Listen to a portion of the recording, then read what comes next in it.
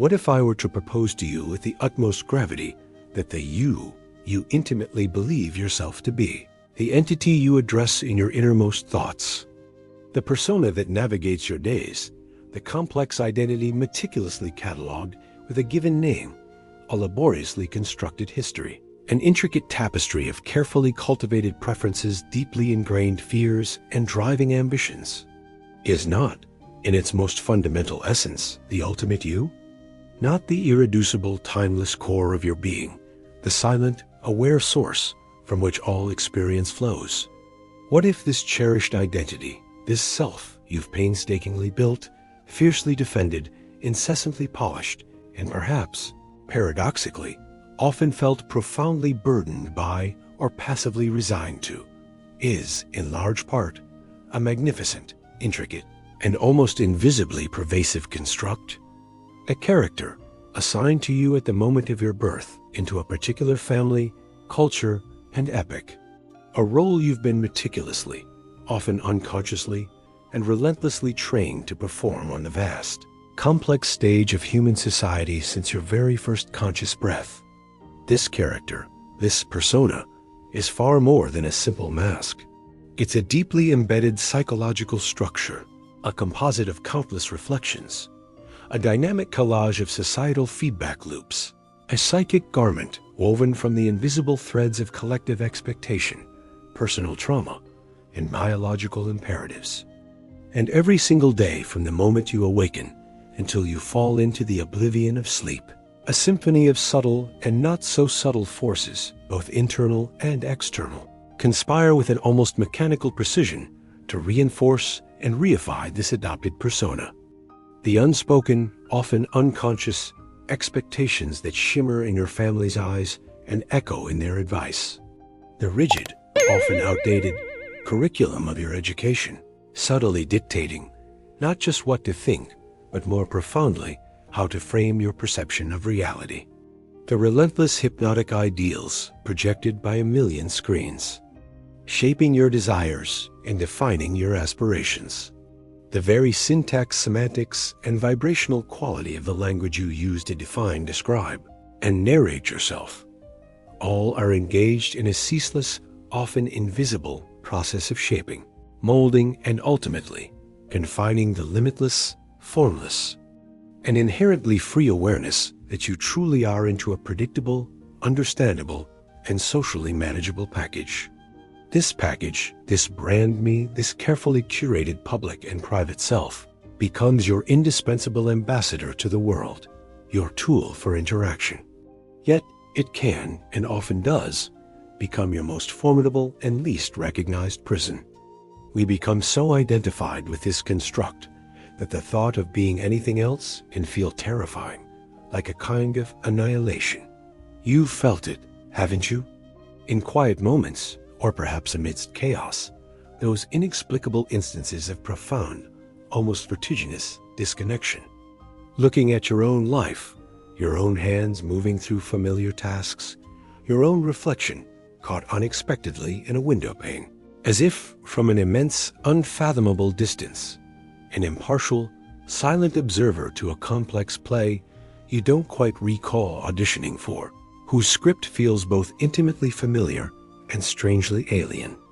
A fleeting, yet achingly poignant sense that there's something indescribably more, something other, something unnameable, vast and utterly serene, existing just beneath, or perhaps entirely beyond, the turbulent, churning surface of your daily thoughts, your professional identity, your meticulously constructed social roles, your very personality structure with all its quirks and defenses. And almost invariably, you hastily dismiss these profound existential intimations as a peculiar mood swing, a transient symptom of stress or fatigue, an inconvenient and unproductive existential blip in an otherwise sensible, goal-oriented existence. Or worse, you pathologize it, fearing it as a sign of instability. But you are profoundly right to feel it. Those aren't mere cognitive blips or emotional aberrations. They are resonant echoes from your authentic, timeless core, sacred whispers of truth, attempting to penetrate the deafening, incessant noise, and relentless activity of the programmed self.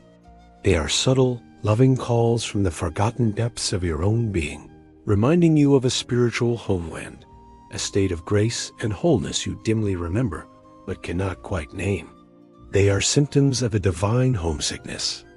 This exploration isn't about denying the validity of your lived experiences, nor is it about dismissing the significance of your personal memories, your relationships, or the unique journey your persona has navigated.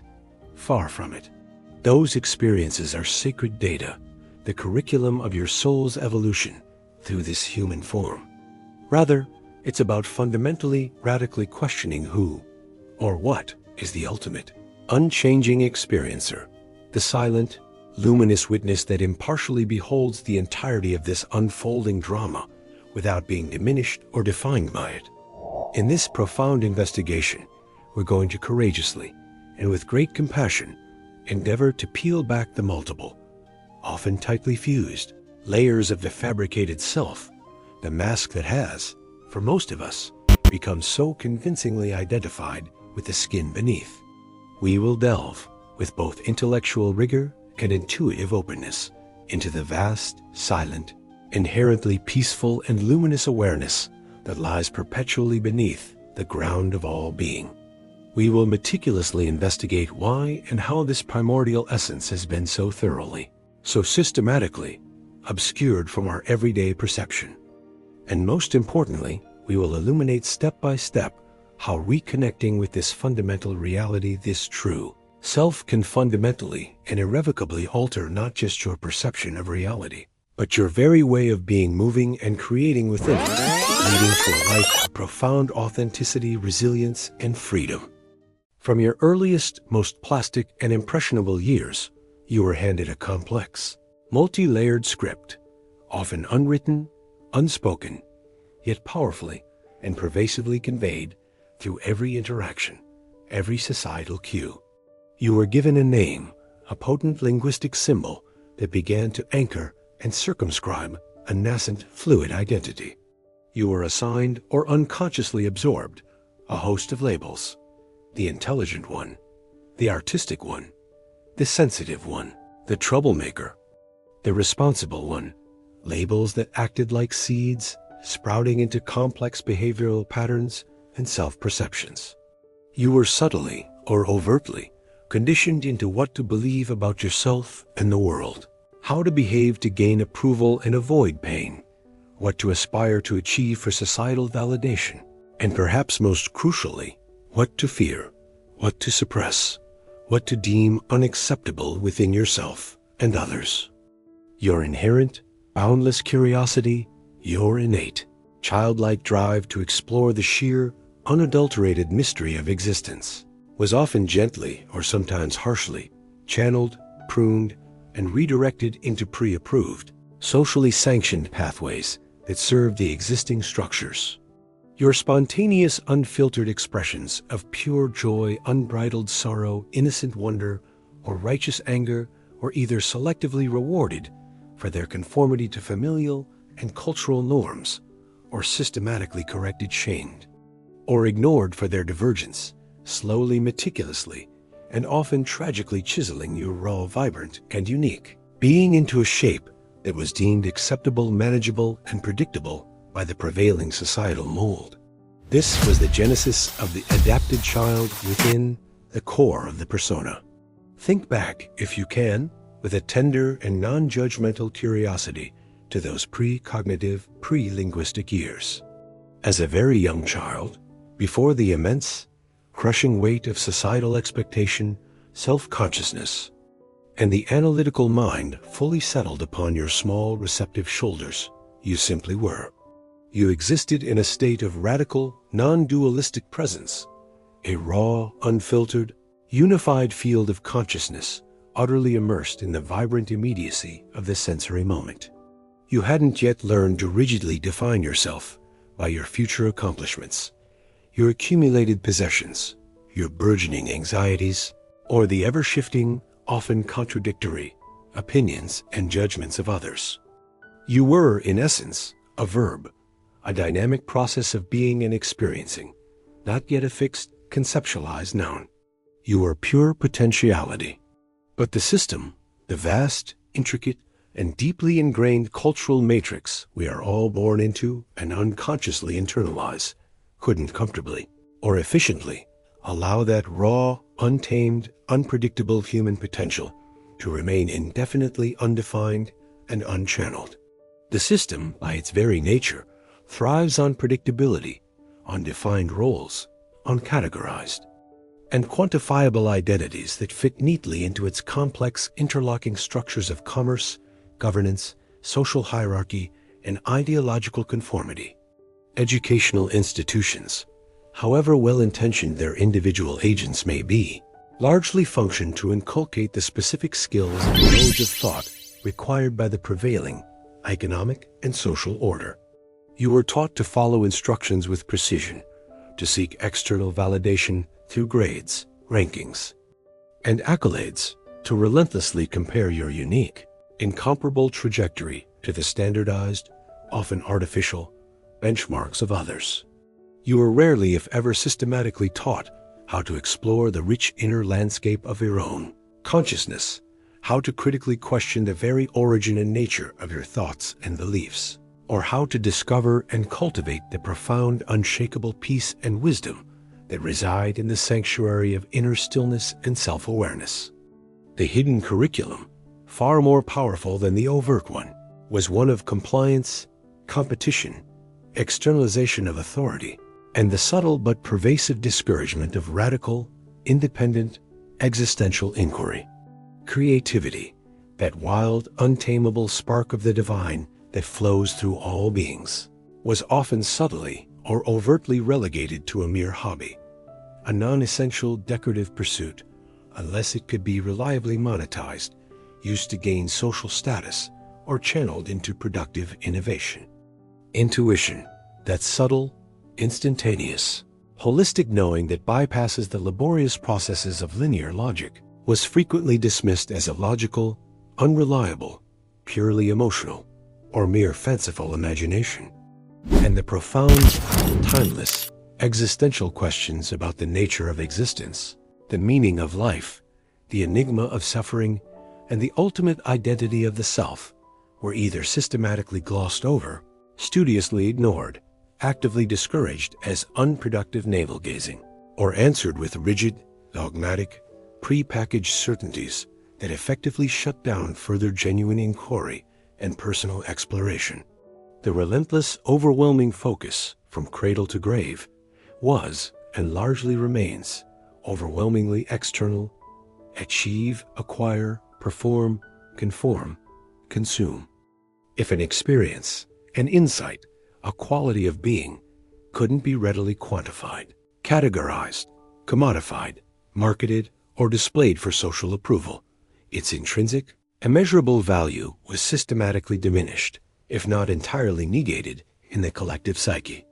And so, over decades of this pervasive, multifaceted conditioning, the persona solidified, layer by painstaking layer, like cooling lava forming a seemingly impenetrable crust over a molten core.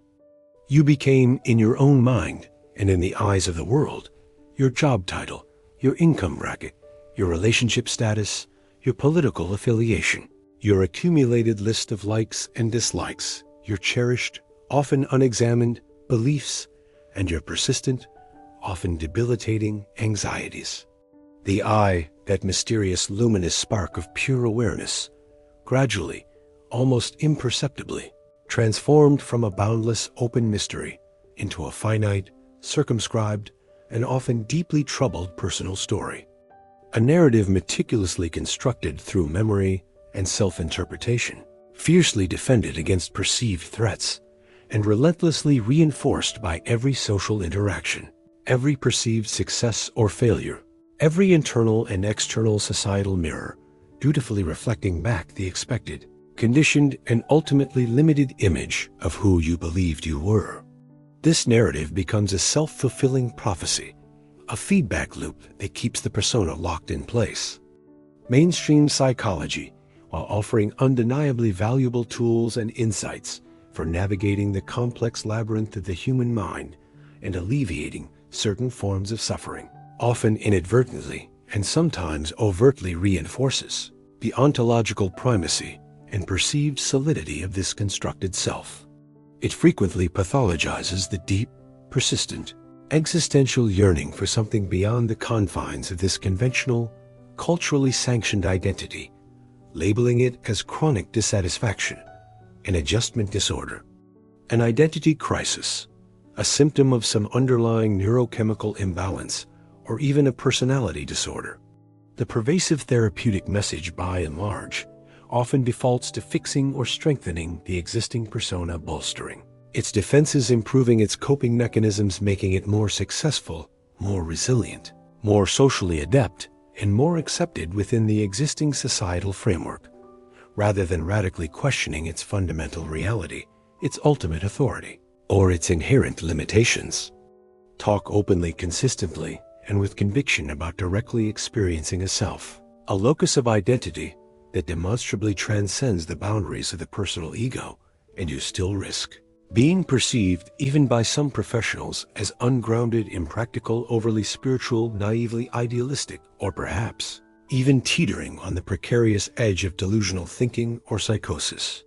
The fear of the transpersonal is deeply embedded in a materialist worldview. This subtle yet powerful marginalization of direct, transpersonal inner exploration isn't entirely accidental, nor is it necessarily born of conscious, malicious intent on the part of individuals within the system. It's often the emergent, self-preserving property of a system that is deeply, structurally invested in maintaining the status quo, a system that relies on certain predictable human behaviors. A population profoundly and exclusively identified with their surface-level personas, their desires, their fears, their insecurities, their ambitions, is quite simply demonstrably easier to influence, to market to manage, and when deemed necessary, to control. Such individuals tend to seek fulfillment, validation, and a sense of identity predominantly in external things. The next career achievement, the next consumer purchase, the next romantic relationship, the next fleeting thrill, the next social media validation. They become, in effect, perpetual motion machines of desire and consumption, unconsciously fueling an economic engine that, in many ways, relies on and actively cultivates a pervasive sense of perpetual lack, inadequacy, and restlessness. The message is always, you are not enough as you are. You need this external thing to be complete. But what they don't prominently display in the glossy brochures of modern life, what isn't taught as core curriculum in our mainstream educational institutions, what isn't trumpeted from the commanding heights of our media landscapes, is that the greatest sages, mystics, poets, artists, and profound philosophers throughout the entirety of recorded human history, across vastly different cultures, languages, and epochs, from the ancient rishis of the Upanishads to the desert fathers and mothers, from the Zen patriarchs to the Sufi ecstatic, from Plato to Meister Eckhart, from Rumi to Emerson, have all pointed, with remarkable, almost uncanny, consistency, to this same fundamental, liberating truth, that your true, essential, irreducible nature is not the limited, time-bound, story-driven, and ultimately illusory egoic self, but something infinitely far more expansive, timeless, universally shared, and inherently sacred. Know thyself. The ancient Delphic injunction that echoed through the Hellenic world wasn't merely a quaint invitation to engage in introspective psychoanalysis of one's personality traits, biases, and neuroses, though that can be a useful preliminary step.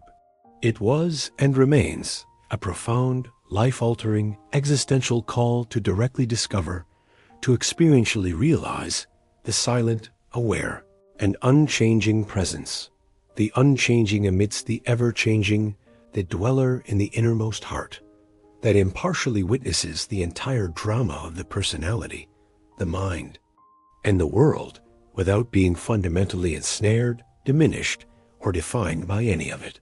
The moments you feel most truly, vibrantly alive, most undeniably authentic, most deeply connected, perhaps standing in speechless, heart-opening awe before the staggering grandeur of a star-strewn night sky or the intricate perfection of a tiny wildflower. Lost in the selfless, timeless absorption of deep meditation or heartfelt prayer. Immersed in the effortless, joyful flow of genuine creative expression, where the sense of a separate doer dissolves. Experiencing a profound, boundary-dissolving connection in acts of selfless, unconditional love and deep compassion. Or even paradoxically, and often most powerfully, in moments of profound personal crisis, devastating loss, or deep ego-shattering sorrow, when the usual familiar egoic structure's defenses and certitudes temporarily or sometimes permanently crumble. These are not mere fleeting emotional highs or psychological curiosities. These are precious, luminous, grace-filled glimpses. Glimpses into and of the liberating, astonishing truth that you are not ultimately the character, however complex, compelling, and historically conditioned it may be, but the serene, boundless, impartial consciousness that is observing, and in a deeper sense, allowing the entire play of existence to unfold within itself. These are moments when the true self briefly pierces the veil of the persona.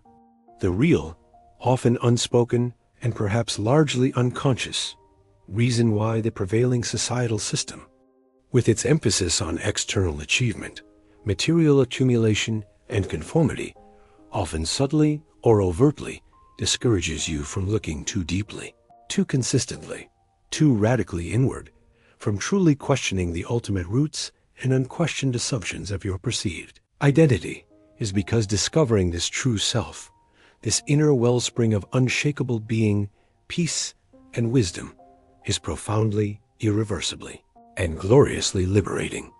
It reveals with an incontrovertible experiential clarity that transcends mere intellectual understanding that you are intrinsic. Inalienable worth isn't contingent upon your external circumstances, your worldly achievements, your material possessions, your social status, or the fluctuating, often fickle opinions of others. It demonstrates to you directly and intimately that lasting profound peace isn't ultimately found in frantically trying to rearrange and control the external world to perfectly match your ego's myriad desires and preferences, but in courageously realizing, embracing, and abiding as the unchanging, inherently peaceful, and unconditionally loving nature that already and always resides within you as you. At some crucial juncture in life for many individuals, the carefully constructed, long-cherished persona, once a perceived source of security, identity, and worldly success, begins to feel with increasing insistence like a constricting cage, however comfortable, familiar, or outwardly gilded it may appear. You might achieve everything the societal script, the cultural narrative, painstakingly told you would bring lasting happiness, meaning, and fulfillment, the prestigious career, the material wealth, the perfect family, the social recognition, only to find, to your dismay and confusion, a persistent, knowing hollowness, a subtle but undeniable sense of, is this all there is? A deep, resonant ache for something more, something real. This, dear friend, isn't a sign of personal failure, ingratitude, or psychological defect. It's a profound, sacred, and often pivotal invitation. The discomfort, the disillusionment, the existential angst is a clear and urgent signal from your deeper intelligence, from your soul, that the persona, the mask, the old identity structure is no longer a viable, authentic, or sufficiently expansive vehicle for the expression of your evolving, expanding, and awakening core essence. It has, in a very real sense, outgrown its original purpose and is now becoming an impediment to your further growth. The universe, your true self, the deeper intelligence of life, isn't trying to punish you or torment you with these often painful moments of existential unease, identity crisis, or profound disillusionment. It's lovingly, patiently, and persistently trying to awaken you from the captivating, yet ultimately limiting and often painful dream of the isolated, separate, deficient, and fundamentally insecure limited identity. The cracks that inevitably appear in the polished, hardened facade of the old self, the moments when your world seems to fall apart, are not harbingers of ultimate breakdown and despair, but precious, sacred openings for an unprecedented breakthrough. They are the very fissures, the blessed wounds, through which the illuminating, healing light of a greater, more authentic reality can finally begin to stream into your conscious awareness, transforming your perception from the inside out. But here's the most profoundly liberating, most astonishingly simple, yet often hardest to grasp secret of all. This deeper awareness, this true self, this luminous ground of your being, isn't something you need to create to achieve, to earn, or to construct through arduous effort or esoteric practices. It isn't a distant, lofty spiritual goal to be attained after countless years of striving, purification, or self-improvement. It is, in fact, already and always fully present. It has been with you, closer than your own breath, closer than your heartbeat, closer than your most intimate thought, patiently, unconditionally, and lovingly waiting beneath the incessant, distracting chatter of the conditioned mind, beneath the accumulated, heavy layers of personal history, cultural conditioning, and psychological defense mechanisms. It is the very awareness, the silent, knowing, effortless presence that is perceiving these words right now in this very moment. It is the formless, unchanging, and inherently peaceful ground of all your fleeting experiences, thoughts, and emotions. You don't create it. You simply recognize it. You return to it. The character you have come to believe yourself to be, with its unique, compelling personal history, its cherished, often rigidly held beliefs, its recurring, habitual anxieties and fears, its fleeting moments of triumph and despair, and its powerful, often conflicting, driving ambitions, is, in essence, when examined closely and dispassionately, a transient, ever-shifting, impermanent pattern of thoughts, emotions, memories, bodily sensations, and conditioned responses. It is a process, not a static entity. The true you, the essential irreducible. You is the formless, timeless, impartial, and infinitely spacious awareness in which all of that arises, plays out its intricate and often compelling drama, and ultimately inevitably passes away, like clouds drifting effortlessly through an infinite, imperturbable sky, or waves rising and falling on the surface of a vast, fathomless ocean. The sky is not affected by the weather. The ocean is not diminished by the passing of waves. You are that sky, that ocean. Consider this with the utmost focused attention, with your deepest intuitive faculty. Your thoughts are in constant, restless flux, a never-ending stream of internal commentary, analysis, and association. Your emotions ebb and flow with the tides of circumstance and biochemistry, sometimes calm, sometimes turbulent. Your physical body undergoes a continuous, miraculous process of change and renewal from one moment to the next, from birth to death. Your life circumstances, your relationships, your worldly roles, all transform, sometimes gradually, sometimes with shocking suddenness. But the fundamental, undeniable, and utterly mysterious sense of I am, the pure, unadorned, self-luminous awareness of simply being the raw, direct fact of your own conscious existence, prior to any labels, stories, or qualifications, has been the unwavering silent constant throughout your entire conscious life, from your earliest memories to this very instant. That is the bedrock. That is the undeniable, experiential truth of your being, the ultimate subject that can never become an object of thought, for it is the very light by which all objects are known.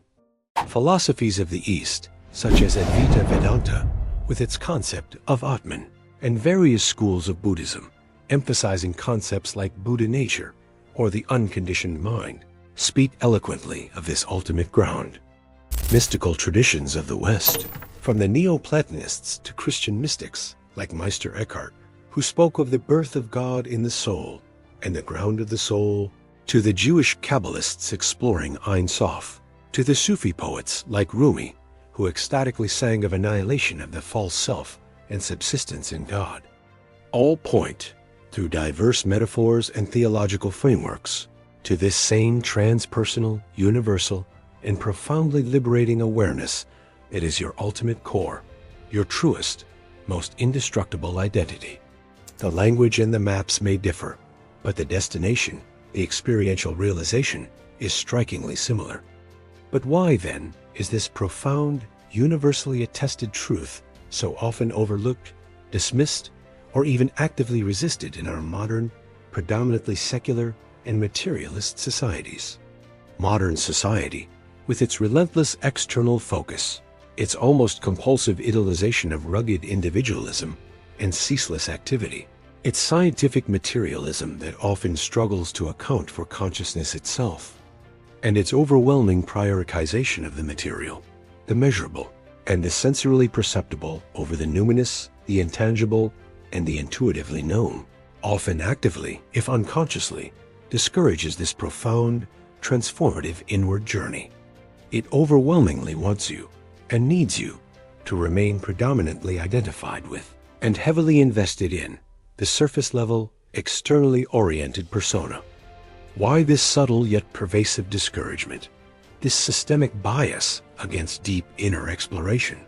Because an individual who awakens even partially to their true nature, as boundless interconnected and inherently resourceful awareness, is no longer so easily swayed by manufactured fear, no longer so readily defined or driven by a cleverly cultivated sense of lack or inadequacy, no longer an unquestioning compliant, slave to fleeting desires, societal pressures, or manipulative ideologies.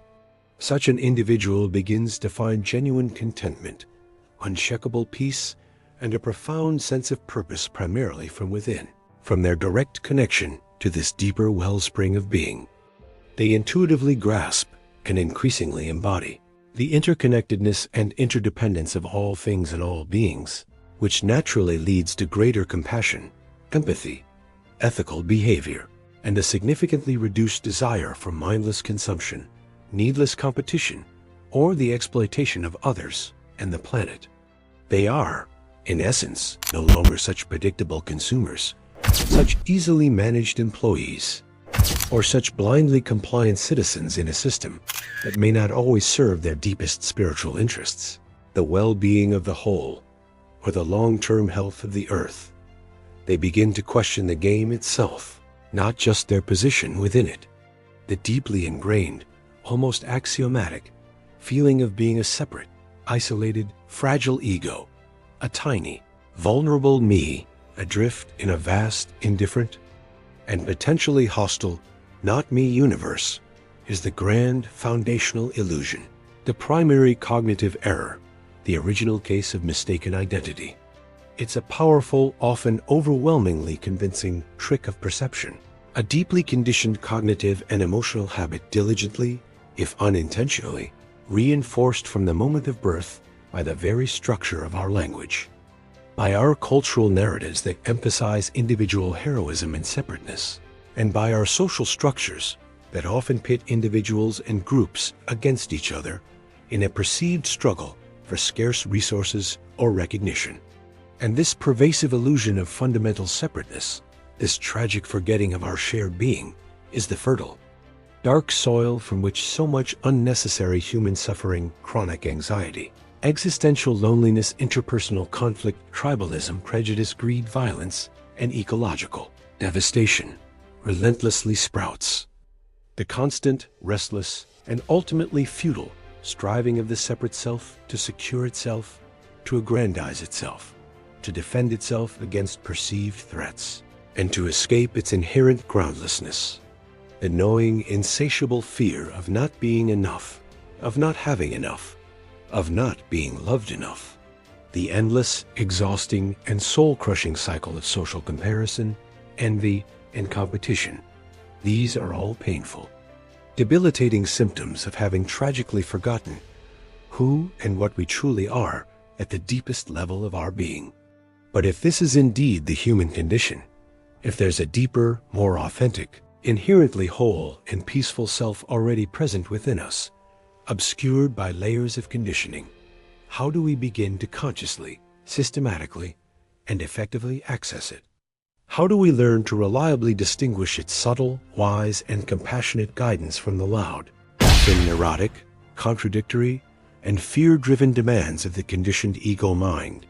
The transformative journey invariably begins and is sustained by the intentional cultivation of profound stillness. With courageously, patiently, and lovingly carving out regular, dedicated moments of profound inner and outer silence in your daily life. Sacred, non-negotiable pauses where you simply, gently, and with unwavering compassionate attention, observe the ceaseless, turbulent stream of your thoughts, emotions, and bodily sensations without judgment, without criticism, without analysis, and crucially, without automatically, unthinkingly identifying with them as constituting me or mine. Practices like mindfulness meditation, vipassana, zazen, contemplative prayer, or simply spending extended periods of quiet, undistracted, receptive time in the healing presence of nature are not merely trendy relaxation techniques or esoteric spiritual hobbies. They are powerful, time-honored, and scientifically increasingly validated methodologies for systematically disidentifying from the noisy, reactive, and often tyrannical persona, and re-identifying with, or rather, recognizing yourself as the calm, impartial, ever-present observer, the silent, spacious witness within. Notice, with gentle curiosity, the subtle, often overlooked, and incredibly precious gaps between your thoughts, the silent pauses in the internal monologue. In those fleeting yet profound intervals of mental quietude resides the profound, healing silence of pure, unconditioned, and inherently peaceful awareness. Notice, with increasing clarity, that part of you, that subtle, unchanging faculty of knowing, that is effortlessly, impartially aware of your anger, your joy, your boredom, your pain, your pleasure. That awareness itself is not angry, not joyful, not fearful, not bored, not in pain, not in pleasure. It simply, peacefully, luminously is. It is the invisible, yet all-pervading, screen upon which all the vivid fleeting movies of your life experience play out. It is the context, not the content. The persona, the conditioned ego mind, will undoubtedly, and often fiercely, resist this inward turn towards stillness and self-observation. It thrives on activity, on drama, on problems to solve, on external validation, on being the undisputed, often victimized or heroic, center of its own intricate, self-generated story.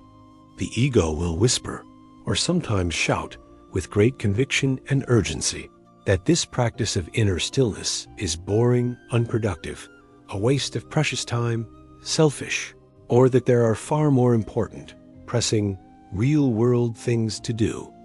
Recognize this internal resistance, these compelling arguments, for what they truly are. The conditioned persona, the habituated mind patterns, fighting desperately for their perceived survival, for their continued dominance and control over your inner world and your life choices. Meet this resistance not with further conflict or self-criticism, but with gentle, compassionate understanding, persistent patience, and unwavering, quiet resolve. Remember, you are observing the resistance. You are not the resistance itself.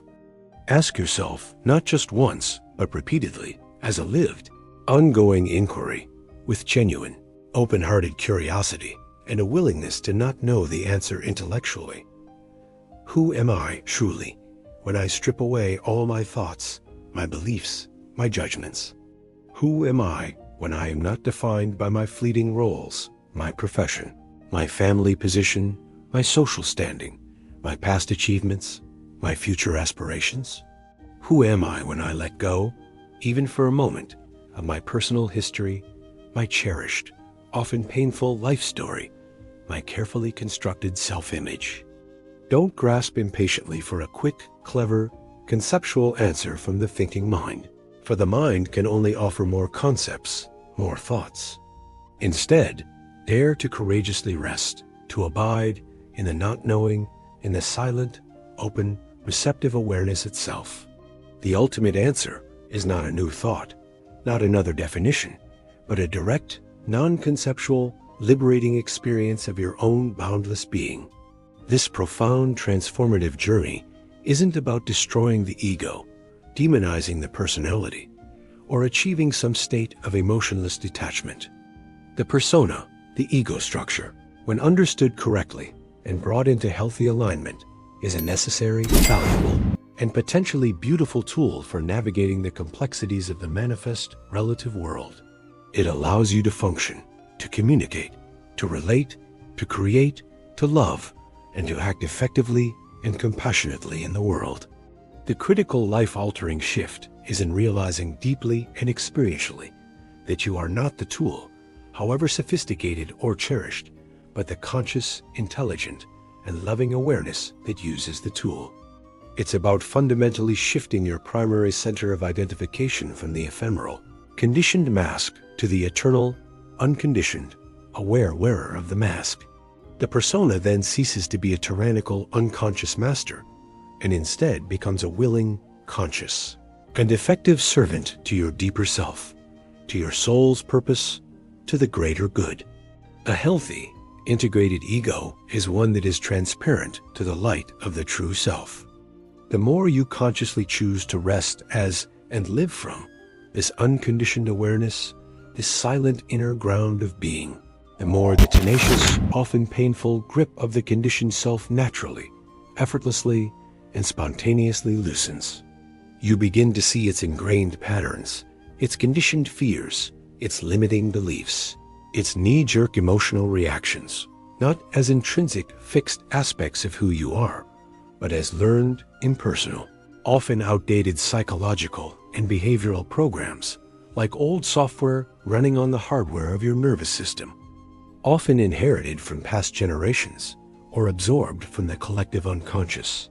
And in that clear, compassionate, non-judgmental seeing, there is immense, liberating, and healing freedom. You are no longer unconsciously driven by them. Decisions then increasingly begin to arise from a deeper, quieter, more resonant place of intuition, wisdom, and authentic alignment, rather than being solely or primarily dictated by the often conflicting anxieties, insatiable ambitions, conditioned desires, or reactive impulses of the ego mind. You start to experience, with growing consistency, a resilient, underlying sense of peace, well-being, and inherent worthiness that isn't perpetually dependent on, or violently reactive to, the volatile, ever-changing fluctuations of external circumstances or the unpredictable opinions of others. Your interactions with others and with yourself become progressively more authentic, more compassionate, more present, more patient, and more loving, because you are no longer primarily driven by the exhausting, unconscious need to perform, to impress, to control, to seek approval, or to defend a fragile, constructed, and ultimately illusory self-image. You can finally afford to be genuine. This extraordinary sacred journey of disidentification from the false and realization of the true, of peeling back the countless layers of the conditioned personality to reveal the luminous pristine diamond of your essential being, is the ultimate adventure, the hero's true journey available to every human being, irrespective of their external circumstances. It's the sacred pilgrimage back home, not to a geographical place, but to who you've always been and always will be, beneath the often chaotic and confusing surface play of worldly appearances. It undeniably requires sustained courage, the courage to relentlessly question everything you thought you knew about yourself, about life, and about reality. It demands unwavering patience and profound self-compassion, the patience to sit with and move through the inevitable discomfort, fear, confusion, and uncertainty as the old, familiar, and often deeply entrenched structures of the false self begin to tremble, crack, and ultimately dissolve. And it calls for unwavering commitment and perseverance, for this is not a one-time event, but an ongoing process of awakening, integration, and embodiment. But the ultimate reward, the pearl of great price, for this courageous, dedicated inner work is truly immeasurable. far beyond any fleeting treasure or transient satisfaction the external world can ever offer. The profound, unshakable, and deeply fulfilling peace of authentic, congruent being. The exhilarating, boundless freedom from the subtle and not so subtle psychological chains of a false, limited, and fear-based identity. The direct, experiential, and world-transforming realization of your intimate, unbreakable connection to, and oneness with, something infinitely far vaster, more intelligent, more loving, and more mysterious than the isolated, fearful, and fundamentally insecure limited self could ever possibly conceive or imagine. It is the discovery of your own inherent divinity, your own Buddha nature, your own Christ consciousness, here and now. Now that you have encountered these words, now that this profound possibility, this deeper, luminous dimension of your own being has been brought more fully into your conscious awareness, the choice, as always, rests entirely and irrevocably with you. No one can make it for you. Will you consciously or unconsciously choose to continue to live solely and exclusively as the conditioned character? However comfortable or uncomfortable, successful, or struggling, confined by its often outdated and limiting script, forever polishing the gilded bars of a familiar yet ultimately constricting psychological cage? Or will you, with courage, humility, and a burgeoning sense of sacred excitement, choose to embark upon or to deepen the courageous, challenging, and ultimately blissful exploration of the boundless, luminous, and unconditionally loving consciousness that is your true, timeless, and magnificent nature? The subtle, persistent, and loving whispers from your authentic core, from the very heart of reality, are always there, always present, always calling you home. The cacophonous noise and relentless demands of the everyday world. The pivotal question is no longer whether they exist, but whether you are finally, truly ready to turn radically inward, to consciously quiet the distracting clamor of the conditioned mind, and to listen with your whole being, to listen with the ear of your heart. Your ultimate liberation, your deepest fulfillment, and your most authentic contribution to this world await that profound, courageous listening. The journey home to your true self is the greatest service you can offer to yourself and to all of life.